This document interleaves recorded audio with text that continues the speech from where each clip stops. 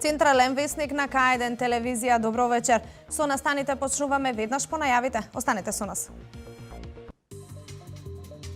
Наскоро ќе започне реконструкцијата на автопатската делница од Неготино до Демиркапија. Местноста Костурница е локацијата каде ќе се гради преку проектот Купи куќа за млади. Велешани со голем интерес за користење на поволностите од проектот. Општинската организација Црвен крст Велес со статистика за кардиоваскуларните заболувања.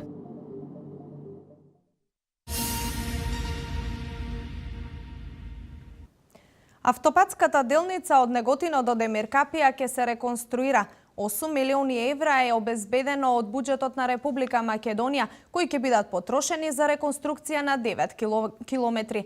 Градежните работи на оваа делница ќе се изведуваат во наредните 18 месеци. Ова денеска го изјави министерот за транспорт и врски Владо Мисајловски, кој присуствуваше на поставувањето на камен темелник на резервоар за вода во Неготинско пепелиште. Годинава ќе започне реконструкцијата на автопатската делница од Неготино до Демиркапија. Ќе се реконструираат 9 километри. Според планот, градежните работи на оваа делница ќе се изведуваат во наредните 18 месеци. Ова денеска го изјави министерот за транспорт и врски Владо Мисајловски. Пред известно време го распишавме и тендерот за рехабилитација на автопатот од Неготино до Демиркапија. Станува збор за инвестиција од преку 8 милиони евра. Веќе тендерот е распишан, до 23 март завршува тендерот, потоа се прави евалуација на сите оние што ќе аплицираат за да добијат градбата, зборувам за изведувач, и потоа започнуваме со градба. Мисајловски присуствуваше на поставувањето на камен темелник на резервоар за вода во Неготинско пепелиште. Со овој проект трајно ќе се реши проблемот со водоснабдувањето на жителите од ова место. Досега имавме големи проблеми во овој дел, поточно во повисоката зона. Со ова ги решаваме сите проблеми во однос на водоснабдувањето во цело населено место Пепелиште. Значи, водата доаѓа со потисни од цевковод од бунарите во Пепелиште во должина од 1260 метри, доаѓа до резервоарот и после тоа по пат на гравитација до секое домаќинство стигнува вода, чиста вода за пиење и хигиенски потреби до секое семејство. За жителите од Пепелиште, решавањето на овој проблем беше приоритетен. Јас сум среќен во ова село што ќе добие вода.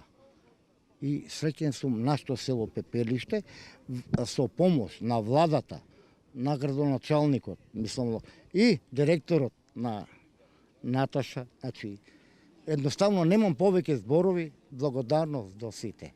Министерот и градоначалникот извршија увид на градежните активности на проектот реконструкција на водоводната мрежа, проект со кој што е предвидено да се заменат старите азбестни цевки со нови, како и изградба на шахти за воздушни, отпусни вентили и хидранти за пожар.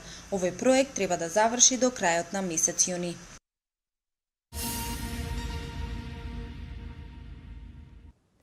Младите велешани кои со средства од државата ќе градат своји домови, тоа ќе може да го сторат на локацијата која општина Велес ја наменува за реализација на проектот Купи куќа за млади. Градоначалникот Славчо Чадиев за К1 телевизија вели дека локацијата е во непосредна близина на спомен Костурницата. Местноста Костурница е локацијата која општина Велес ја определи во согласност со одредбите од владиниот проект Купи куќа за млади. На сите заинтересирани и корисници на проектот ќе им бидат понудени повеќе плацеви во просек од 300 метри квадратни, каде ќе можат да ги изградат своите домови. Ние понудивме локација во големина од 11 хектара, локација која што треба да офати повеќе од 120 стамбени единици во просек од 300 квадратни метри па и поголеми.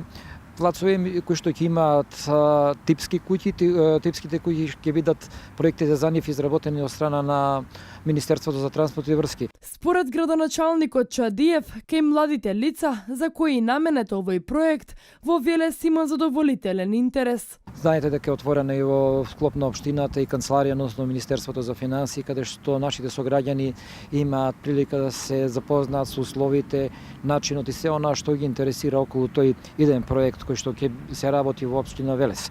Така да преку секојдневните контакти до службите, лично и до градоначалникот на приемните денови, преку емаил, преку поштата, добиваме секојдневно барања за одредени информации и ги упатуваме кај треба да се информираат нашите сограѓани. Поддршката преку проектот Купи куќа за млади се однесува за лица до 35 години. Субвенциите се исплаќаат преку два модела: исплаќање на средства на месечната рата за кредит за куќа во период од 11 години или исплаќање на 100% парични средства за учество во кредит за стекнување со куќа.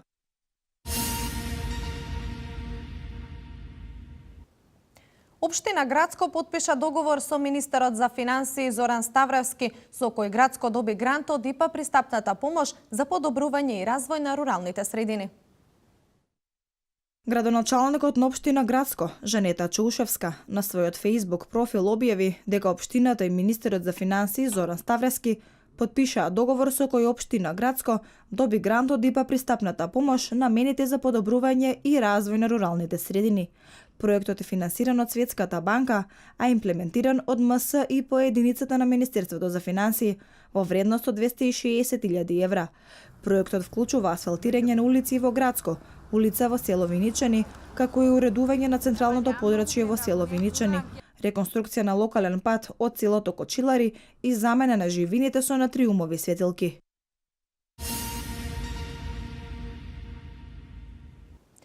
Ова е време кога народот одлучува на избори и најважна е неговата оценка за тоа каква држава сака, а силата на ВМРО ДПМН е во народот. Ова го изјави председателот на ВМРО ДПМН Никола Груевски на отварањето на Политичката академија на партијата, организирана во соработка со Фондацијата Конрад Аденауер во Македонија и Институтот Павел Шатев. Вистинската политика подразбира носење на мудри одлуки со кои треба да се направи совршен баланс, штитејќи ги државните интереси, а ВМРО ДПМН секогаш успева да го постигне тој баланс, при што најважни за нас се граѓаните и интересот на државата, изјави председателот на ВМРО ДПМН Никола Груевски. Рационалното и разумно однесување, но и штитењето на националните и државните интереси е кодот на нашето однесување. При тоа, важни ни се и демократските вредности, а нема поголема демократија од тоа кога народот одлучува, кога народот се изјаснува, кога неговиот глас се слуша. Народот е тој кој одлучува, а за нас како ВМРО најважно е мислењето на граѓаните, неговата волја и неговиот став. Изборите се гласот на народот кој независно од тоа дали на некој му се допаѓа или не се најдобриот, но и најгромогласниот одговор на сите случувања во нашата држава, нагласувајќи дека е важно обезбедувањето на избори. Сметаат дека со тоа што се против избори, вадејќи разни изговори, правдања и спроведувајќи блефови, дури изнасилени харвања, ќе го одолжат соочувањето со народот. Јас би им порачал дека грешат. Ова е време кога народот одлучува. Да, народот одлучува на избори и најважна е неговата оценка за тоа каква држава сака.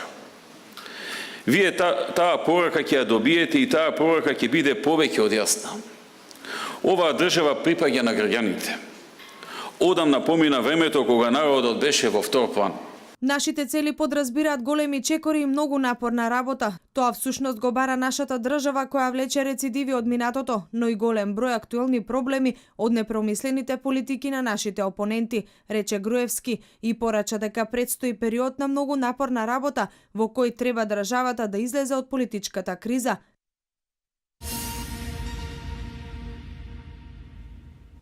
Државни грантови до 10.000 евра можат да добијат микро и малите фирми со позитивни деловни резултати. При конкурирањето предност ќе имаат оние брзорастечки фирми кои предвидуваат да отворат повеќе работни места, изјави Александар Ѓорѓиев, портпарол на владата на Република Македонија. Огласот е се уште во тек.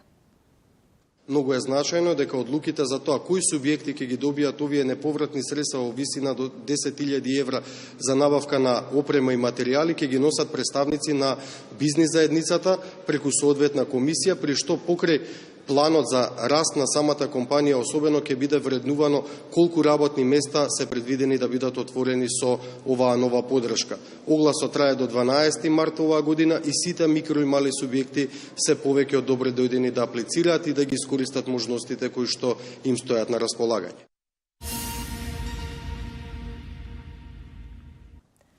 Во последната година од работата на Центарот за развој на Вардарски плански регион реализирани се проекти чија вредност е 95 милиони динари. Градоначалниците од општините задоволни од работата на Вардарскиот плански регион. Во последнава година од функционирањето на Центарот за развој на Вардарски плански регион, 10 проекти се завршени, 12 се во напредна фаза на завршување и уште 4 проекти кои се очекува да се реализираат. Вкупната вредност на проектите е во висина од 95 милиони денари. Председателот на Советот на Вардарски плански регион Славчо Чадиев е исклучително задоволен од работата на истиот. Да нагласам дека за изминатите години од кога е формиран Вардарскиот регион, па се до пред да стане ова раководство на Вардарскиот регион, се реализирани вкупно по 5 милиона денари годишно. Успехот се должи на подготвеноста на градоначалниците од овој регион, вработените во Центарот на Вардарски плански регион. Општина Демир Капија со идеја да реализира проект за откуп на земјоделски производи. Еден е откупот за земјоделски производи, за саем за земјоделски производи, тоа е голем проект, некаде над 2,5 милиона евра. Преку Вардарски плански регион со Индипе и со ГИЗ. Овој проект е изработен и би бил од големо значење доколку се реализира. 17-та седница на Вардарски плански регион се одржа токму во Демир Капија. Поради подигнување на транспарентноста на работењето на највисоко ниво, на идните седници на Центарот за развој на Вардарски плански регион ќе присуствуваат и представници на невладиниот сектор и двете стопански комори од Република Македонија.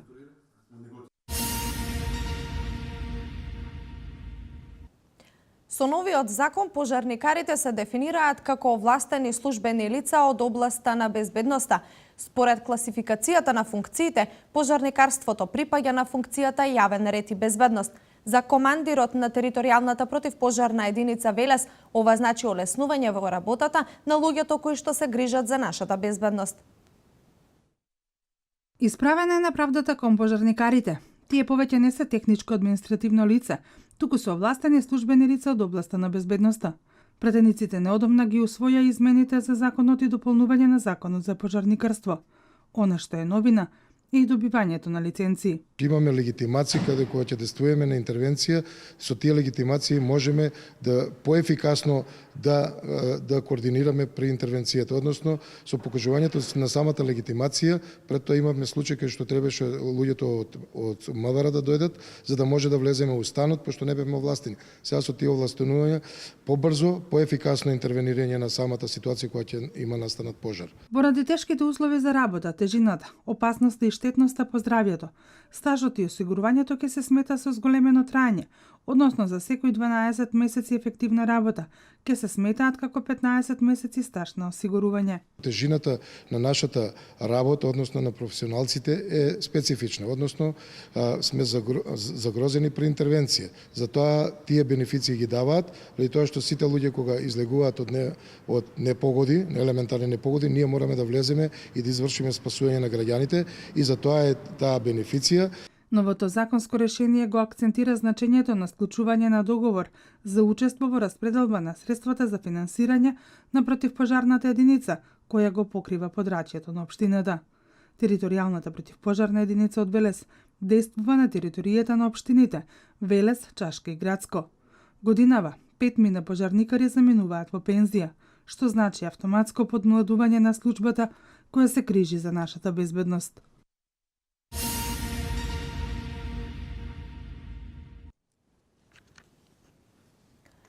Се поголем замав заземаат срцевите заболувања, кои се всушност и еден од причинителите за зголемената смртност во светот. Општинската организација Црвен крст Велес со низа активности ја одбележуваат неделата на кардиоваскуларни заболувања со цел подигање на свеста кај граѓаните. Секоја година срцево-садевите заболувања се причина за 17,3 милиони случаи на прерана смрт во светот. Според Светската здравствена организација, 63% припаѓаат токму на ова заболување. Она што може да се забележи е тоа дека се почесто младите луѓе заболуваат од оваа болест, што во минатото не беше случај. Ако се прати една анализа од 30-40 години на движењето на кардиоваскуларните заболувања и цереброваскуларните заболувања, може да се заклучи дека бројот на млади луѓе кои што заболуваат и луѓе кои што страдаат од тие заболувања значително зголемен.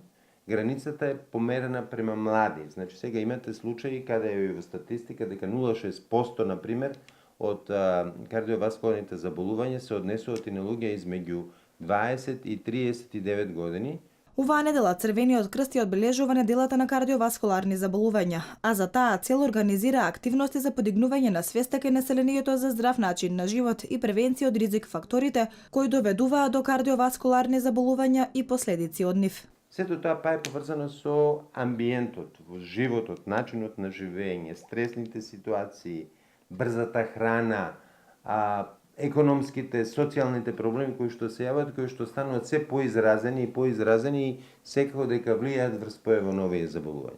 И тука е можеби местото на Црвениот крст кој што треба на некој начин да ги упати граѓаните на начинот на живење. Она што е карактеристично во однос на кардиоваскуларните заболувања е фактот што бројот на заболени лица во европските земји како Србија и Унгарија е поголем во однос на земјите од Медитеранот. Ова се должи првенствено на исхраната која се конзумира, а потоа и на географската местоположба.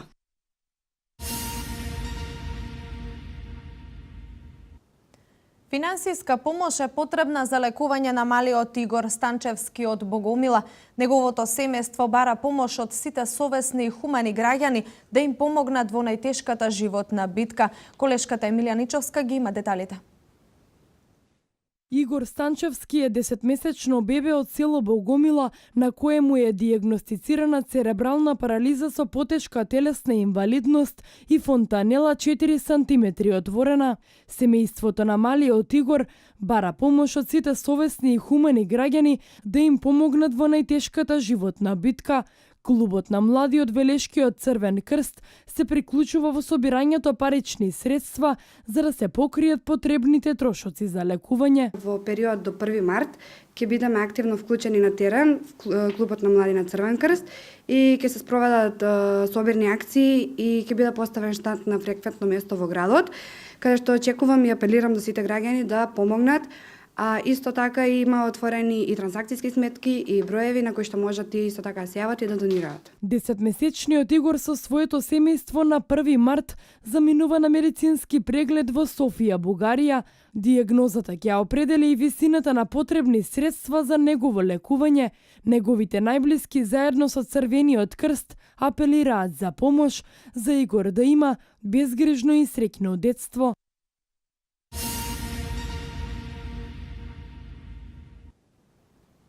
Министерката за култура на Република Македонија Елизабета Канчевска-Милевска присуствуваше на втората конференција на Советот на министри за култура од Југоисточна Европа.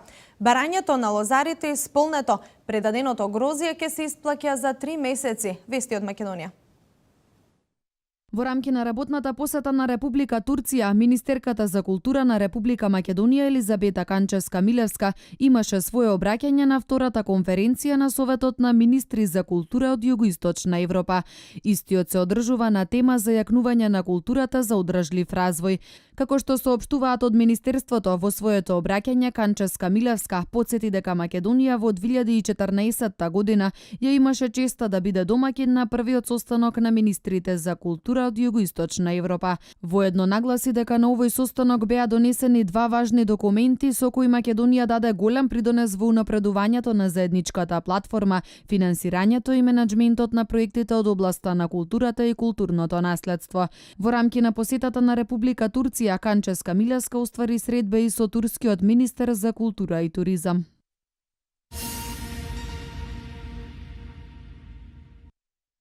Исполнете уште едно барање на лозарите. Предаденото грозје на место за 6, винариите ќе мора да го исплатјаат за 3 месеци. 31 јануари е последниот датум за исплата. Лозарите ова барање до надлежното министерство го доставиле на една од средбите кои што беа организирани во изминатиот период. Доколку долгот не биде исплатен во законски утврдениот рок, тогаш винаријата се соочува со можност да биде избришена од регистарот и да не може повеќе да врши откуп на грозје. Исплатата на грозјето од минатата реколта се уште е во тек, а досега се исплатени околу 60% од откупеното грозје.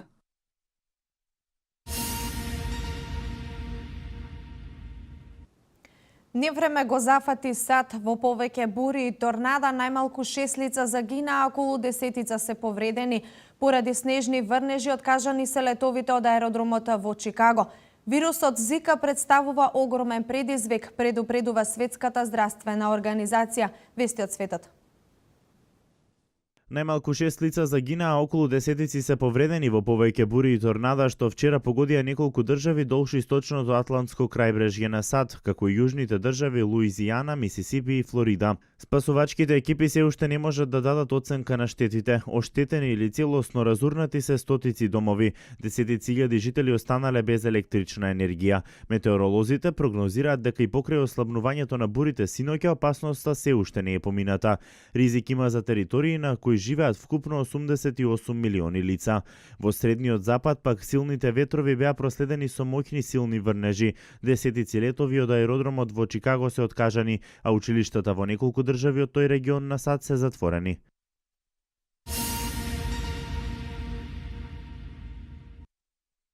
Светската здравствена организација предупредува дека вирусот Зика представува огромен предизвик со кој ќе биде тешко да се избориме. Кризата би можела дополнително да се влоши пред да настапи подобрување, изјави генералната директорка на Светската здравствена организација Маргарет Чан.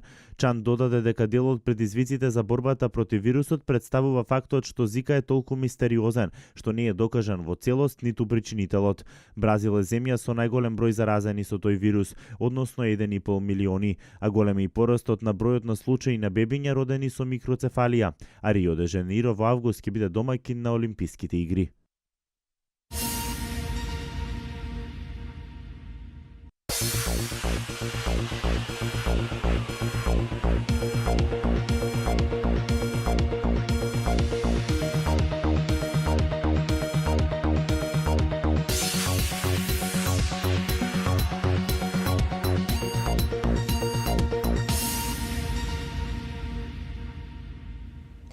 Маријан Србиновски е новиот тренер на екипата на Куманово. Игор Караџик нема да може да му помогне на Вардар во еден од најважните надпревари за црвено-црните во досегашниот дел од сезонава. Во продолжение останатите вести од спортот.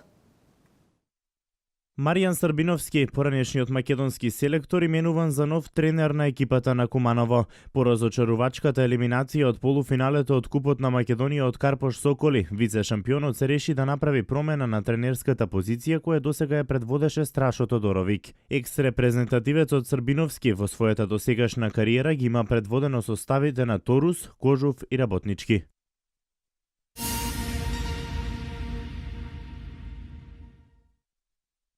Игор Караџик нема да му помогне на Вардар за гостувањето против Пик Сегет, еден од најважните надпревари за црвено-црните во досегашниот дел од сезонава.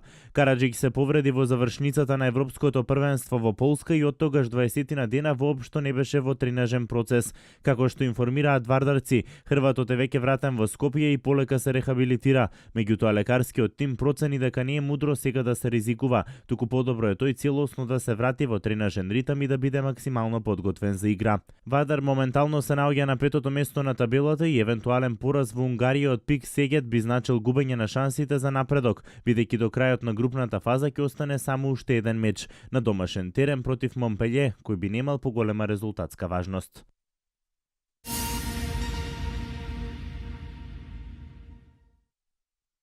Со 112 спрема 118 за својата 51 победа сезонава, Голден Стейт славеше на гостувањето во Мајами, надпревар во кој главна улога беше Стеф Кари. Лидерот на воините го заврши надпреварот со 42 поени. Ова беше вкупно 127 меч во серија во кој Кари погоди од далечина, затоа му беа потrebни само 78 секунди, а извонредниот бек ки има можност целосно да гурне рекордот на Корвер веќе вечерва на новото гостување на Флорида, овој пат против тимот на Орландо Меджик. Покрај Кари, одличен меч синоќа одигра и Клеј Томпсон, кој реализираше 33 поени, додека кај Мајами најзабележителен беше Двејн Вејд, стрелец на 32 поени за жешките. Лос Анџелес Клиперс неочекувано загуби на домашен терен од Денвер Нагетс со 81-87. Кошаркарите на Сан Антонио Спарс рутински ја одработија задачата на гостувањето во Сакраменто, триумфирајќи со убедливе 92-108. Олдрич постигна само 8 поени, а во ритам беа Паркер со 23 поени и Леонард со 18 поени, кои со помошта на останатите соиграчи не му оставија на домаќинот шанса да се радува на победата на оваа средба.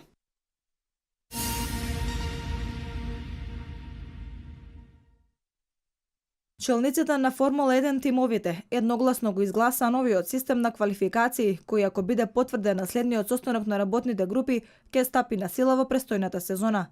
Комисијата на Формула 1, како и стратешките работни групи во Женева, дојдоа до компромис за поставување на нов елиминацијски систем за квалификацијски рунди. Според најновиот формат, квалификациите во Формула 1 се уште ќе траат 60 минути, но на секој 15 минути ќе има испаѓање. Квалификацијската рунда ќе биде поделена во 3 дела, а возачите ќе мора да останат на патеката се додека не испаднат. Промените мора да бидат ратификувани од Светската федерација за мотоспорт на следниот состанок, кој е закажан за 4 март. Првата трка од најбрзиот циклус во светот на патеката во Мелбурн е закажан за 20 март.